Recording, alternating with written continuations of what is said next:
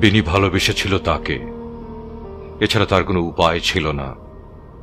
এর আগেও বেনিকে ভালোবাসতে হয়েছিল যারা তাকে নিয়েছিল টেনে হিচড়ে ঝোপের আড়ালে। বেনি সত্যি কি কাউকে ভালোবেসেছিল? বেনির বিনা কারো জন্য বেজে উঠেছিল কি? বিনা বাজার আগেই তার রক্ত ঝরিয়েছিল কাকুরা। বেনি আমাকে বলেছিল তার সাগরের ঢেউয়ের কথা। তীরে আসার আগেই বাধাগ্রস্ত হওয়া নুড়িতে মিলিয়ে যায় ঢেউয়ের স্বপ্ন। পাহাড়েরত লবণ চাষিরা চর দখলে ব্যস্ত। ছোট চরের বুকে জমেছে নোনতা জল, নপুংসক চায় চরের দখল। ঝোপের আড়ালে রক্ত ঝরেছিল বেনির। হায়নার হাসিতে লজ্জা পায় ঘুঘু পাখি, বোবা কান্নায় শরিক হয় গুলমলতা। বিনিময়ে কাকুরা দেয় কয়েকটি প্যারাসিটামল আর 10 টাকার নোটে জমাট রক্ত।